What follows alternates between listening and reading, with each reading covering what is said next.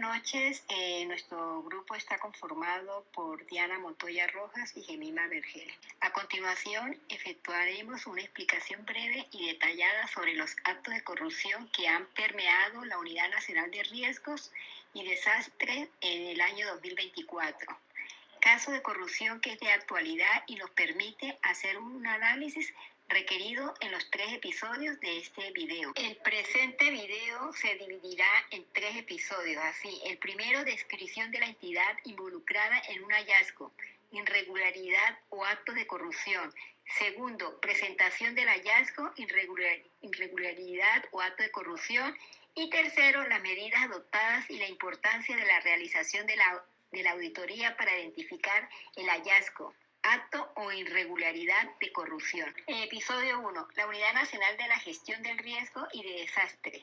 La Unidad Nacional de la Gestión del Riesgo y de Desastre es una unidad que dirige la implementación de la gestión del riesgo de desastre, pues atendiendo las políticas de desarrollo sostenible. Por tanto, coordina el funcionamiento y desarrollo continuo del Sistema Nacional para la Prevención y Atención de Desastres.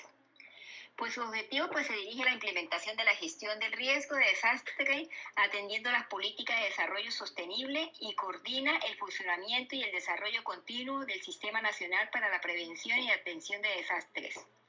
Dentro de sus funciones principales tenemos la primera, dirigir y coordinar el Sistema Nacional para la Prevención y Atención de Desastres, coordinar, impulsar y fortalecer capacidades para el conocimiento de riesgo, reducción del mismo y manejo de desastres, y su articulación con los procesos de desarrollo en los ámbitos nacional y territorial. Tercero, proponer y articular políticas, estrategias, planes, programas, proyectos, procedimientos nacionales para la gestión del riesgo. Formular, coordinar la ejecución de un plan nacional para la gestión del riesgo de desastre.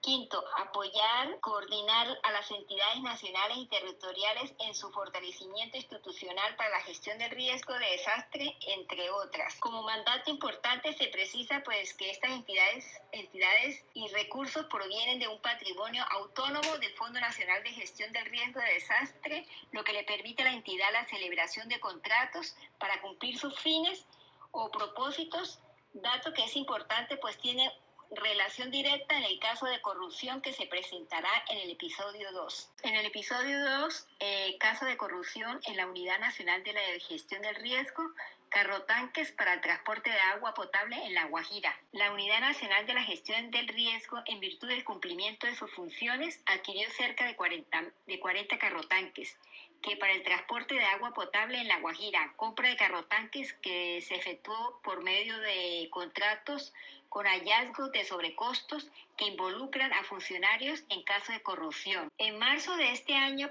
iniciaron las investigaciones de la Procuraduría para determinar si se presentaron irregularidades en la compra de los 40 carrotanques, que para distribuir agua en La Guajira. Precisamente por este presunto escándalo de corrupción fue que el Ministerio Público le abrió un proceso disciplinario al exdirector de la entidad, Olmedo López. Más tarde anunciaron que 2 funcionarios más de la Unidad Nacional para la Gestión del Riesgo de Desastres fueron vinculados a la investigación. Actualmente, tanto Olmedo como Pinilla se encuentran tratando de negociar un principio de oportunidad con la Fiscalía. Además, recibieron un esquema de seguridad para poder entregar su testimonio. Por su parte, Pinilla le había revelado a varios medios de comunicación que el contrato habría tenido sobrecosto por más de 20.000 millones, con los cuales se habrían terminado engrosando los bolsillos de los altos funcionarios públicos. En este caso, presuntamente 3.000 millones fueron para Iván Name, que es presidente del Senado, y 1.000 millones para Andrés Calle, presidente de la Cámara. En el episodio 3 tenemos las medidas adoptadas en caso de corrupción por carrotanques en la Unidad Nacional de la Gestión de Riesgos y la importancia de la realización de la auditoría para identificación del acto de corrupción. El caso de corrupción de los carrotanques de la Unidad de Gestión de Riesgos en La Guajira se desató inicialmente por denuncias realizadas por líderes sociales de La Guajira que señalaban que los vehículos no habían iniciado su operación y se acusaba de encontrarse parqueado en la base militar de Uribia sin cumplir con su misión de transporte de agua. Asimismo, la fiduprevisora y entidad que maneja el patrimonio autónomo del Fondo Nacional de la Gestión del Riesgo de Desastre pidió a principio de año indagar posibles irregularidades. De acuerdo con la alerta de una funcionaria, estaría exigiendo coimas sobre los contratos de adquisición de dichos vehículos. Asimismo, la Contraloría General de la República, como máximo órgano de control fiscal encargada de la vigilancia del uso de recursos y bienes públicos, efectuó seguimiento y o auditoría al contrato de los carrotanques, que, encontrándose al menos 10 presuntas irregularidades en el proceso de la compra de los carrotanques, incluyendo un presunto sobrecosto de más de 7.760 millones de pesos. Por lo anterior, se decretaron embargo contra los bienes del exdirector de la unidad, Olmedo López, y otros implicados. Luego de la entrega de los carrotanques, Andrés Idarraga, ahora el secretario de Transparencia de la Presidencia, pues denunció ante la Fiscalía General de la Nación a los 3 altos mandos de la Unidad Nacional de la Gestión del Riesgo de Desastres y los representantes de las 3 empresas involucradas en el caso. La Fiscalía abrió una investigación penal contra Olmedo López, el director de la Unidad de Riesgos, Víctor Andrés Mesa Galván, es subdirector general, Schneider Augusto Pinilla Álvarez, subdirector de Manejo de Desastres, y los representantes legales de las empresas Luquet SAS, Brand SAS e Importaciones Robert SAS. Dentro de las medidas adoptadas por este caso de corrupción resaltamos: primero, han salido de sus cargos todos los funcionarios públicos involucrados.